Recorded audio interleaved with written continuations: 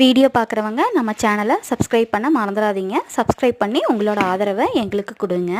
இன்றைக்கி ஈவினிங் ஸ்நாக்ஸ்க்கு மக்காச்சோளம் வேக வைக்கலான்னு அதோட சோகெல்லாம் எடுத்துகிட்டு க்ளீன் பண்ணிட்டேங்க.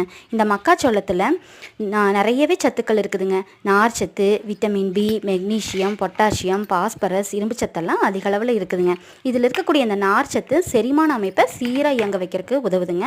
மலச்சிக்கல் போன்ற பிரச்சனைகளை தடுக்கிறதுக்கும் உதவுதுங்க. கண் மற்றும் இதய ஆரோக்கியத்துக்கும் ரொம்ப நல்லதுங்க. இந்த மக்காச்சோளத்தில் இருக்கிற நார்ச்சத்து பார்த்திங்கன்னா ரத்தத்தில் சர்க்கரை அளவை கட்டுப்படுத்துறதுக்கு உதவுதுங்க.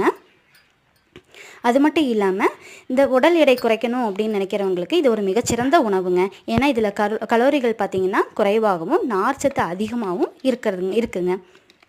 இந்த மக்காச்சோளத்தை நம்ம வேக வச்சு சாப்பிட்லாங்க. இல்லைன்னா இதை அரைச்சி தோசை மாவோட கலந்து தோசையாகவும் ஊற்றி சாப்பிட்லாங்க. இதில் வடை சுட்டு கொடுத்தா குழந்தைகள்லாம் விரும்பி சாப்பிடுவாங்க. உடம்புக்கு ரொம்ப நல்லதுங்க. சின்னதுலேருந்தே நம்ம இது கொடுத்து பழக்கிட்டோம்னா குழந்தைகளை வேண்டான்னு சொல்லவே மாட்டாங்க.